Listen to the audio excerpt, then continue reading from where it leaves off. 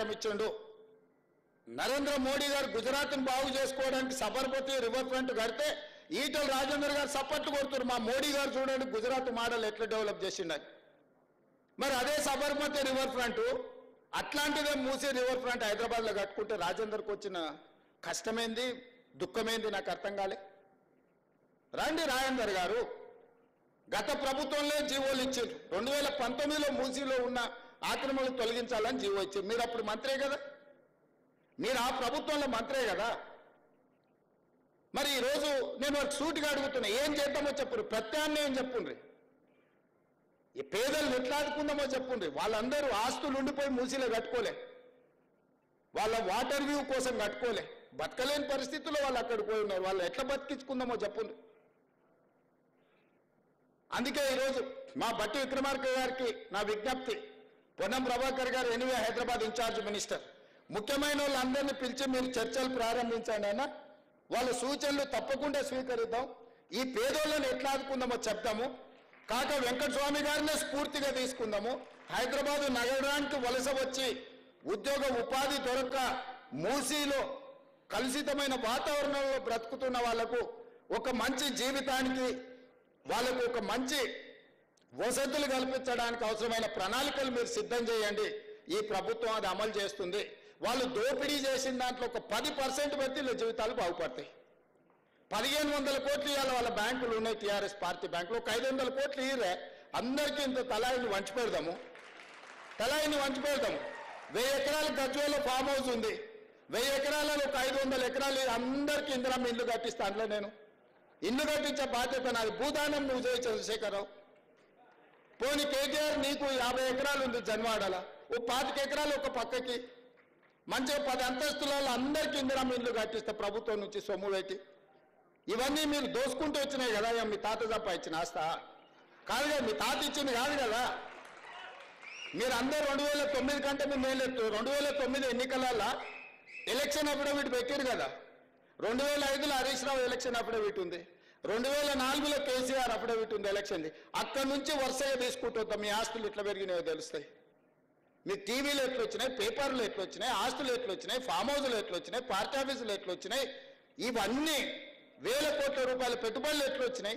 తెలంగాణ ఉద్యమంలో పిల్లలందరూ చచ్చిపోతుంటే ఆస్తులన్నీ కోల్పోతుంటే మీ ఆస్తులు మాత్రం గుట్టలో పేరుకపోయినాయి. మీరు మాత్రం 25 ఎకరాలలో 1000 ఎకరాలలో ఫామ్ హౌస్లలో మీరు జమీందారులలాగా బతుకుతారు. తెలంగాణ నుంచి బతకడానికి వచ్చిన వాళ్ళు మూసి మురికిల్లే చచ్చిపోవాలా? ఏం వాళ్ళకు మంచి జీవన విధానం ఉండొద్దా? వాళ్ళ పిల్లలు చదువుకోవద్దా? వాళ్ళకు మంచి వసతులు కల్పించాల్సిన బాధ్యత ప్రభుత్వానికి లేదా? మంచి ప్రణాళిక తీసుకుందాం, కడదాం వాళ్ళ కోసం. అవసరమైతే రేస్ కోర్సును బయటకు తరలిద్దాము. సిటీ బయటకు రేస్ కోర్సు తరలిస్తే మలక్పేటలో 150 ఎకరాలు 200 ఎకరాలు ఉంది. ఈ పేదోళ్ళందరికీ అందులో ఇల్లు కట్టిద్దాము. అంబర్పేటలో ఉన్న పోలీస్ అకాడమీని ఊరు బయటకు తరలిద్దాము. 200 ఎకరాలు ఉంది అంబర్పేటలో. ఆ 200 ఎకరాలలో మూసి నది ఒడ్డు ఉన్న పేదోళ్ళందరికీ మంచి ఇల్లు కట్టిద్దామయా? ఏం ఇదంతా ప్రభుత్వం ఆస్తే కదా. పేదలకు మంచి చేద్దాం, మీరు వచ్చి సూచన చేయండి. దాని మీద ఒక కమిటీ వేస్తాం. దాంట్లో రాజేందర్ను పెడతాం, కేటీఆర్ను పెడతాం, హరీష్ రావును పెడతాం, పొన్నం ప్రభాకర్ గారిని కూడా అందులో పెడతాం. మీరు కలిసి మాకు ఈ సూచనలు. ప్రతిపక్షానికి కూడా ఈ పేదలకు మేలు చేయడానికి ఒక కమిటీ వేద్దాం. బీజేపీ, బీఆర్ఎస్, ప్రభుత్వం అందరు కూర్చొని పేదోళ్ళకి ఏం చేద్దామో ఆలోచన చేద్దాము. ముందుకు రాండి. 10 ఏళ్ళ అనుభవం ఉందంటారు కదా మీకు ప్రభుత్వము మంత్రులుగా. మీ అనుభవం పేదోళ్ళ కోసం పెట్టుర్రు, మీ ఆస్తులు ఇవ్వకపోయినా సరే.